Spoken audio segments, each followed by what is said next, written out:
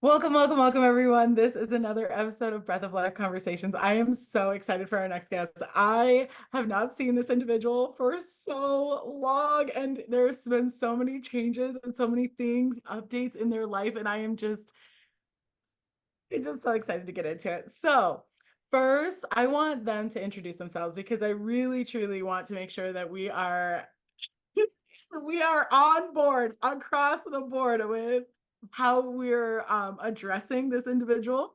So please, will you introduce yourself? Tell us what the appropriate pronouns are, um, how you want to be called, how you want us to address you, please. Yeah, hey. My name is Eam. It kind of sounds like seam, stream, beam, gleam, Eam. My pronouns are they, she.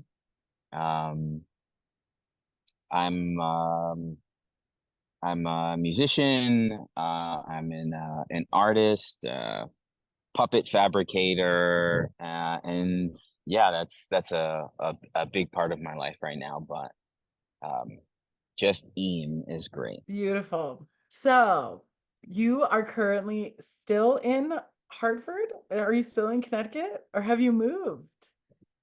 I'm still in Hartford. I've moved around a little bit, mostly in Connecticut. I was living in New Haven for a while, then New Britain for a bit. I now live with my partner, my partner's partner, and a third housemate, and we have this sort of queer communal household, which is really great. I love it. I love it. So, talk to me about your art because I feel like since I first met you, so just a little background, people. Em and I met, God, like 10 years ago. Long time ago. Oh my God. And it, at the time, you were very into music, which I know still is a big part of your life. But it was I mean, as you just mentioned, like your art has gone so much broader than just music. And from what I remember, and when I was, speaking with you consistently, I I would have never thought puppet fabricator and just like all around like multimedia art. Can you please tell us, like, number one, the journey, basically? Just give us a picture of your evolution. Well, I started with music. Like you said, I've always been very deeply in love with music. Um, I began to like write songs in middle school into high school. Afterwards, I started producing my own music, playing some instruments. Um, uh, I started getting involved in photography, and videography, and that led to like shooting weddings and some editorial model related things, some street photography. Um, and I got into the puppet fabricating. There is a community called Nightfall in Hartford that used to center around this performance where they would use these giant puppets and have these uh people dressed up like characters. So like let's say you were in the show, you'd like be a squirrel or like a skunk or something. The costumes would be made out of like found recycled materials and thrifted materials. Um, so the old creative director, Anne Coverly, she and I connected at some point, and they asked me to make some music for Nightfall. So I recruited my band at the time, Fat Astronaut, which is That's PHAT adorable. $ for the STRONAUT. Um, I recruited them to make a song for this theatrical play, and so we made this cool song. And then the next year, I got into some sort of internship program and started working at Nightfall and doing more uh, pieces of work with my hands. Um, and I think a year or two after that, I became the musical director for Nightfall. So I started composing a lot of the score and compositions for the show. Um, that led to some work in some other musical theater compositions. So for a while, I was working with Juilliard. I've done a few other plays, a few short films with like some colleges, um, and got really into scoring and composing for plays. Um, at this point, Nightfall has changed a lot. They're no longer focused on the big puppets. Anne has stepped away, but continues to make these giant puppets. And so I continue to work with Anne to construct and fabricate her vision in making these massive, massive puppets. Which is cool. We've gotten to travel the world with these puppets. Um, Anywhere from like Las Vegas to Hong Kong to California. Like it's been a really interesting evolutionary journey getting to Oh, like create things not only with my mind but with my hands. yeah. And, and such a different way of putting things together. I mean, I'm not a music producer in any way, shape, or form. The most I ever got into music was for 3 or 4 years I played clarinet in band class.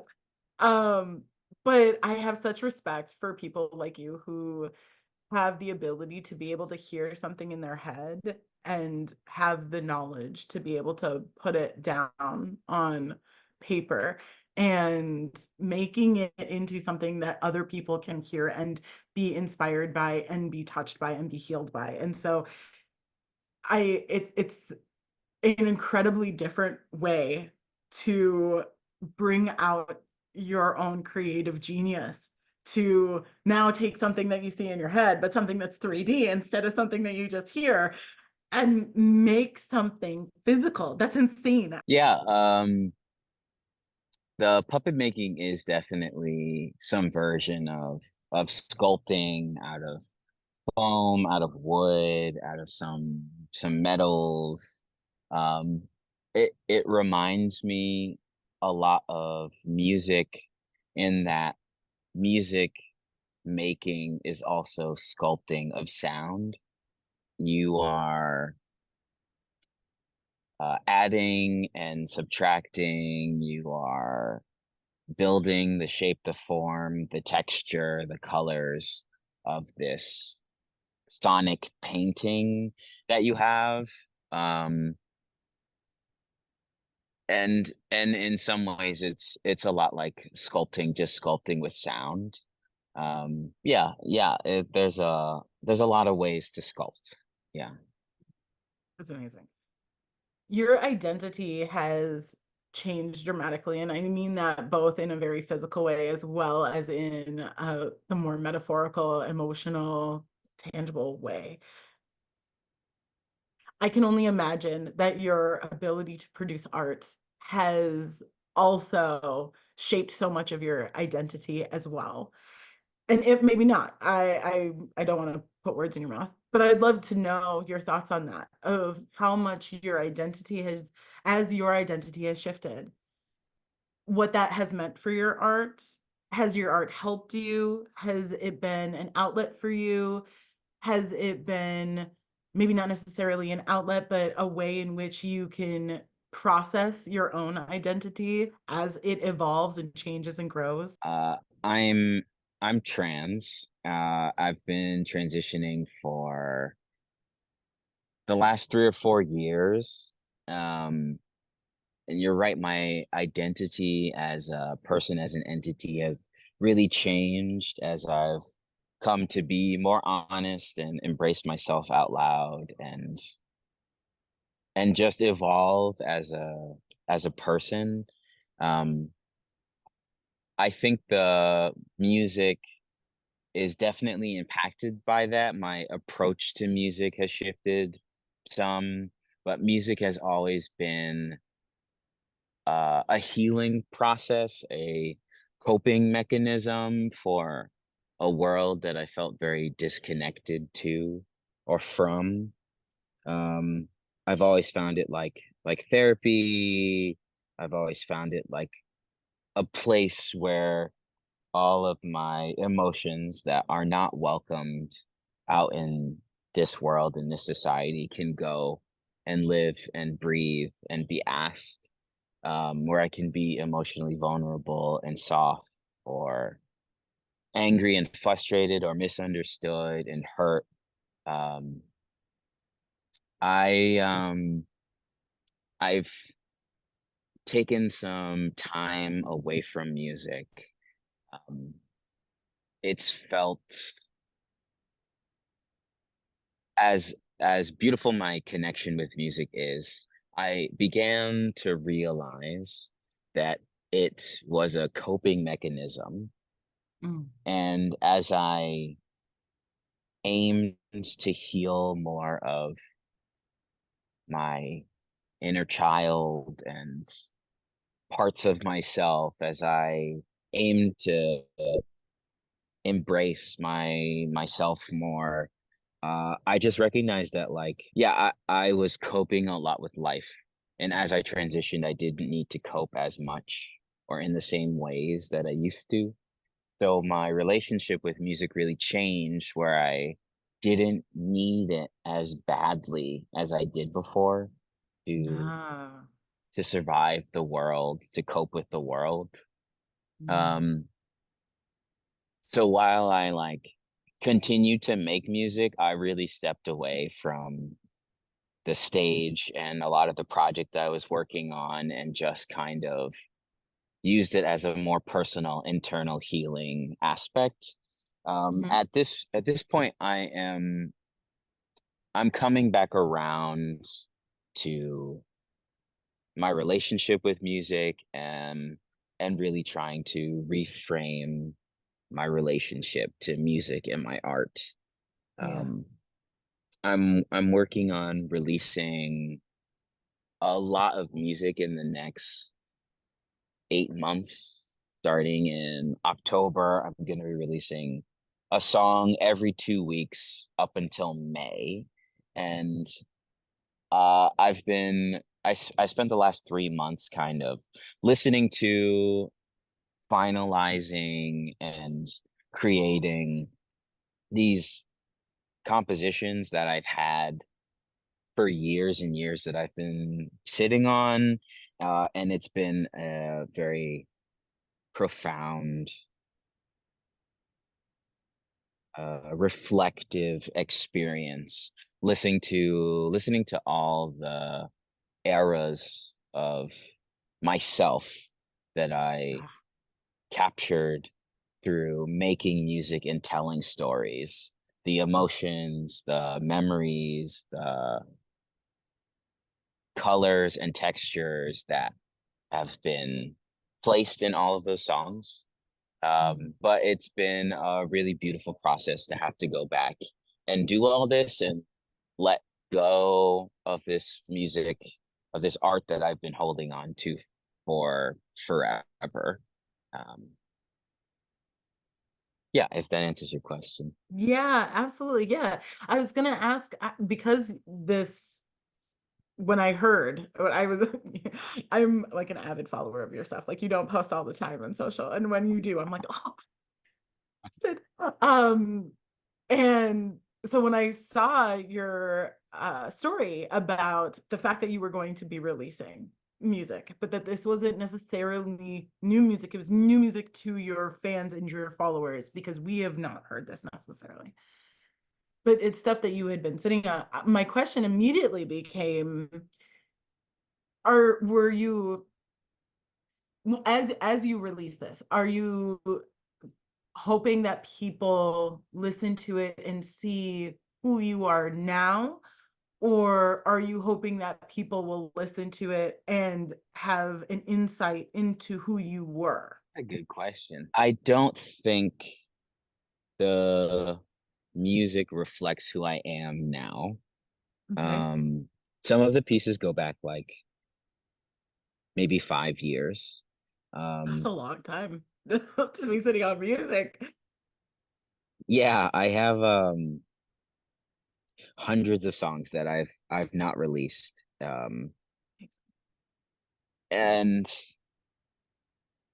I think what I'm interested in is the stories they tell in the way that they can conjure emotion, Mhm. um, in the way that they give the potential liberty for others to feel something, but also like let go of the things that they've been sitting on for forever. Like this is a practice for me in letting go and reflecting and letting go and being okay with maybe they're not perfect, but they're like damn good.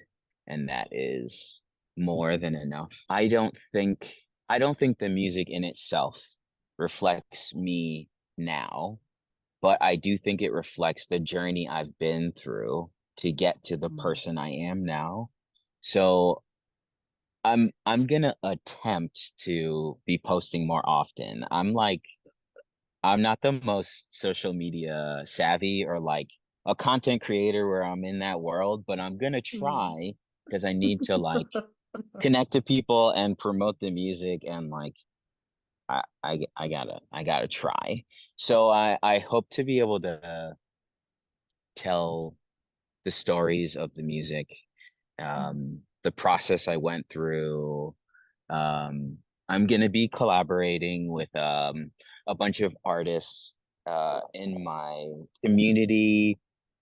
Um, I've been I've been offering the music before it's released to dancers, to visual artists, to pottery makers, to jugglers, so that they can use it for their own art. If they like what they hear, they can be free to be inspired by it and either work on whatever they're working on or make something new, whatever they want. And I'm just in the mode of like trying to share what I've been sitting on for so long and maybe hoping to invoke others to feel and create.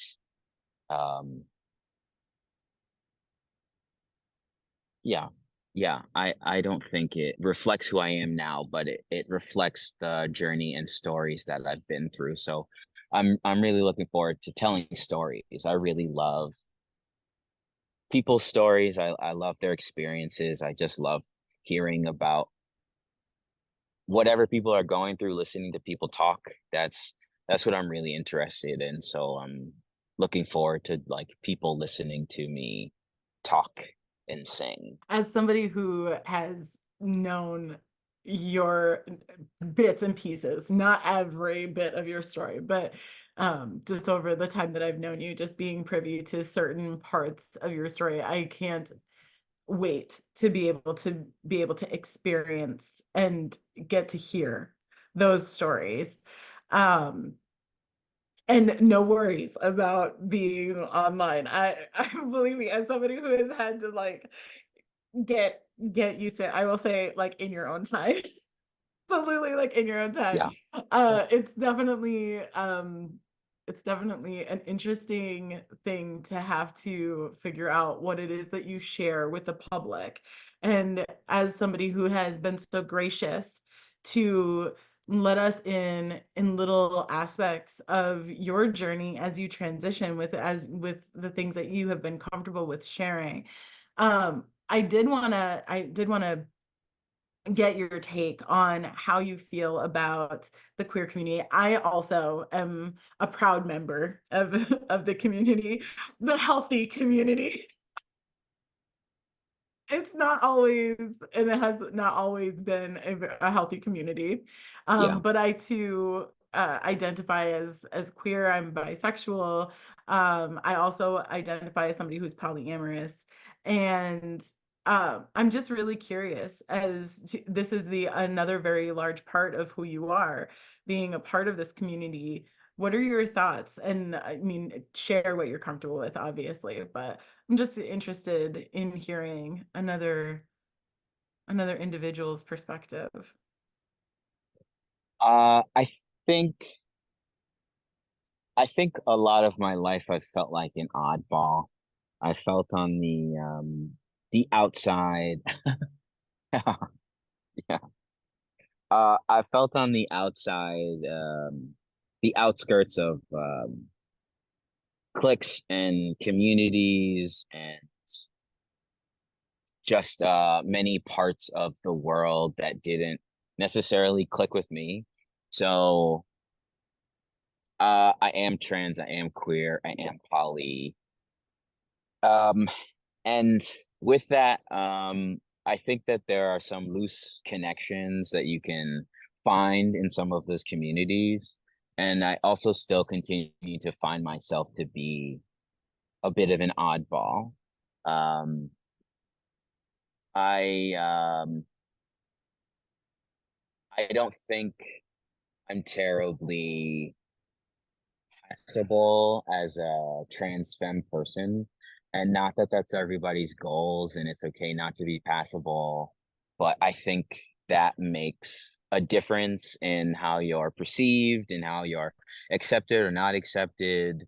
Um, I think I am queer by the nature of my existence and how I exist, not only by my sexuality, not only by my gender, but of mindset, of internal landscape.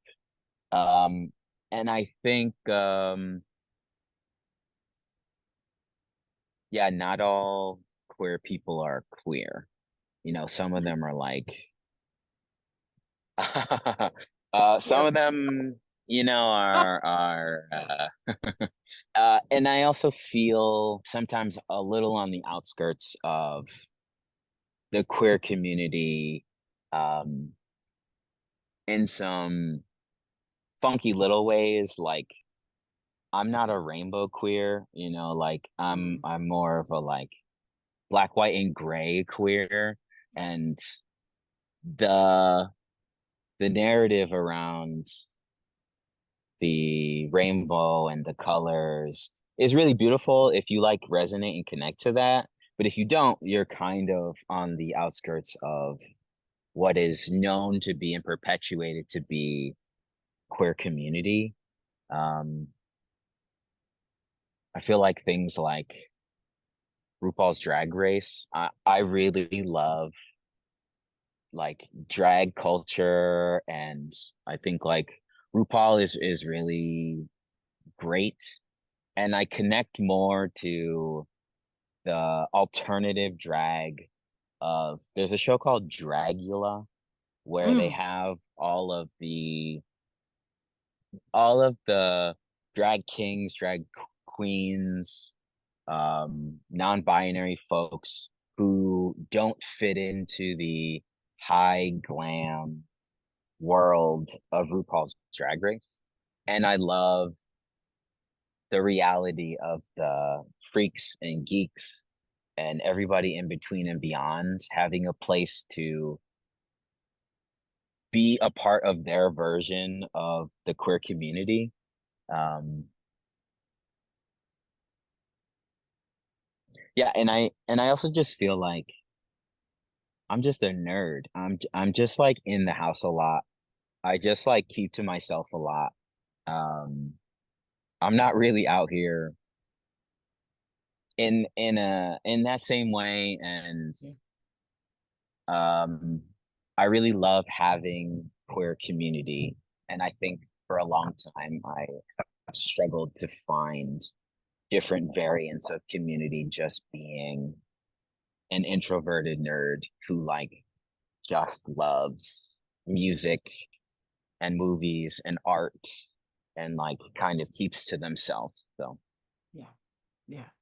You bring up such a great point that as a community, it states very out loud and out proud that they are very open and anyone is welcome. And yet, if you're in it and you kind of go around in the community, you find that even within the community, like anything else, there are hierarchies. There's a little bit of of a class system, um, and there's certainly this level of like status that can play in there, and certainly if you're a person that doesn't necessarily fit in the the the bright poofy box of yeah, queer, it can feel a little isolating,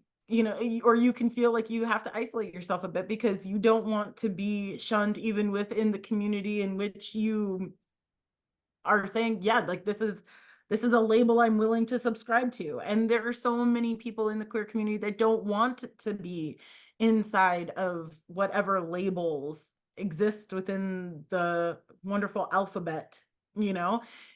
And so I hear you. I hear you. Especially as a person that I'm also very much like, I've had to defend, which I think is so fascinating. Like, why should I have to do why should I have to defend? And they're like, well, you're not queer enough. And I was like, well, welcome to my world. I've been not black enough, I've been not white enough, I've been not femme enough, so, finding community is something that you never thought would be hard at this time, or finding your space and just really yearning for a place where you can just feel comfortable being you, whoever you happens to be at that particular time. Do you feel, and this might be a question you may not feel comfortable answering quite yet. Do you feel safe? my short answer is fuck no. my my long answer is I'm also ace, and there isn't a Mm, lot of community and dialogue and acceptance around ace folks in community. I think like our society is hypersexualized, and they normalize the supposed consistent um lust for physical intimacy, um perpetuated through uh media and our relationships and what we're taught and what we learn and how we engage. And um I don't think being ace is necessarily very understood. I think it's easier to say you're an ally from a distance or from the outskirts of it. But if you're in community with an ace person or in a relationship with them, I think it's a lot harder to get out of theory and get into the reality of this person being very different from you in a potentially very important component to you, or a normalized component to you. I am lucky enough to like live in Connecticut, that has become like a safe haven state mm, for many trans folks and queer folks and parents trying to take care of their kids in like a Texas and a Florida that like can't stay there to get the medical assistance, psychological assistance, therapeutic assistance, or acceptance that they need to stay alive, to be okay. Um, so that's nice. The Connecticut healthcare system has been very helpful to me. Like I've been able to get hormones through the medical system. I've been able to have some gender affirming surgeries through the medical system. So I'm really grateful for that. Watching the world politicize, people trying to be accepted and not die Yeah. is a very tough reality to live through, to be legislated out of existence, to be written off, disenfranchised, unaccepted, because of who you are, the way you are, as you are. Um, Only making the choice to be yourself um, is really tough. Is really tough. That people build their entire lives on the hate of someone else. Um, I don't think the world is very safe for a Black person, for a trans person, for a trans femme person, for a queer person, for a Black queer trans femme person. Um, it's tough. I've also been really lucky to like find some version of community where I am, to be able to connect with people um, for me as I genuinely am. Um, but it never misses me that I'm in that community. I'm inside of a bubble, and that bubble can be popped very easily. And the world outside of that bubble is chaos and coarse and unforgiving. It can also be beautiful and attuned and meaningful. Um, but yeah, sometimes it's really scary. And even as good as Connecticut can be, they have a lot of fucking work to do. Everybody has a lot of work to do. Um, yeah, I think as a collective human species, we have a lot of work to do to take care of each other. Yes, we do. Yes, we do. I personally hate the question, like, does one have hope? I feel like it's either a very like, of course I have hope, or it's like, you worry about being that person that says, nope, I'm a doomsdayer and this is all going to shit. So what I really would rather ask you is where would you love to see the world go? Where would you love to see your art go? Where do you want to see yourself go? What does the future look like for Eam? I think a lot of the time I have anxiety thinking about the future. Um, Okay, uh, we can switch it. We can say what is what does a present that you're happy with look like? no, no, it's okay. I can answer it. I think I have anxiety about the future because, like, truthfully, I didn't expect to live this long. I think Um, I had uh a childhood experience, a younger age experience where I just didn't imagine living into my 30s. And now that I am 30, I'm having to reframe, reconsider, renegotiate what life is, can be, and can look like. So a part of me is always forecasting into the future, trying to figure out what's next. And another part of me is never sure, is full of uncertainty as to what the next step, the next option, the next thing is. With that said, I do have ambitions of being a pop star, like some version of Sure. someone who is Yeah. known for their art, who is known for their music, who engages with the world through artistic composition. Um, I hope that this project of releasing all this music garners more connection.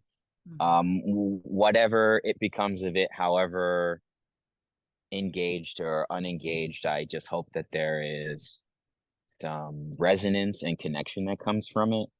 Um, as for the world, I I don't know. Again, I think we have a lot of work to do. Yeah. I really appreciate all of the pockets of community that are becoming stronger in times where we have to take care of each other. We've always had to take care of each other, um, especially in the United States, where we have a very individualistic um, take on what it is to be, to function, to exist. We've been so trained and taught that like you're on your own, and sometimes you are, but there's nothing wrong with having help, needing help, um, Mhm. living a different kind of life, finding a community, building a world, creating a world that genuinely works for you as you are, as you want to be, as you are becoming. I hope that the world becomes less focused on legislation and more focused on people. Um, I hope it becomes softer, more okay with Mhm. softness. Um, I hope it becomes more safe to be yourself, less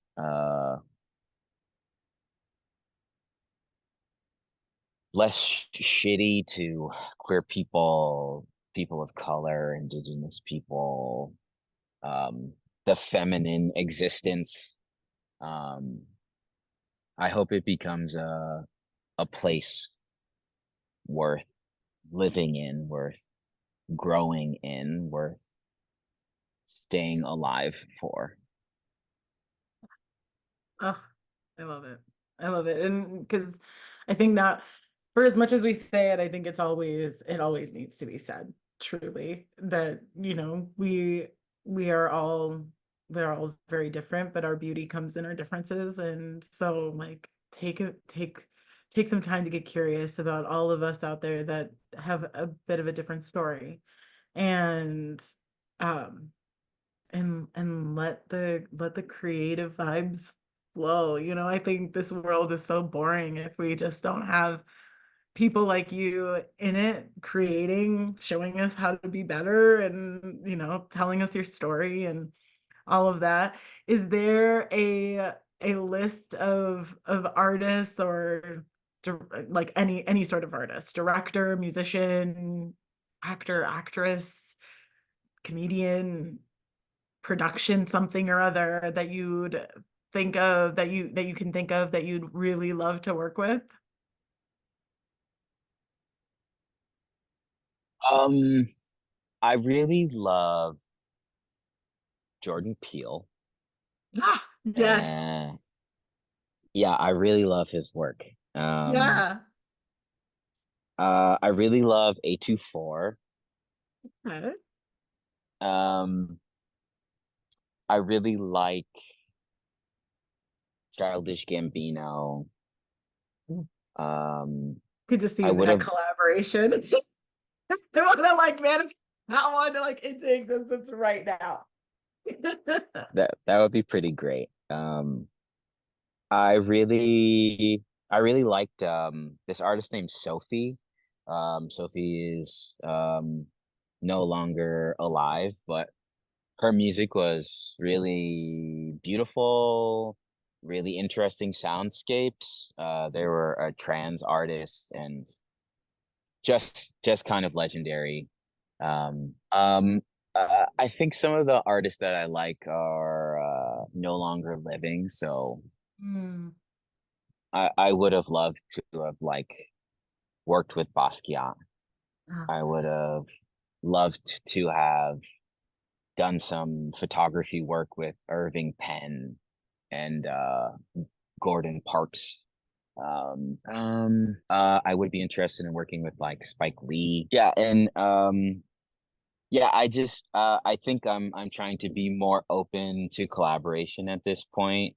oh, Since for I've sure. lived a lot of my life like by myself in my room making this music, which is cool. It's like worked out to some degree, but I just want to be open to the world and not only the community that I have, but the community that I don't yet have. Yeah, Um, yeah, yeah, I think that's a few. yeah.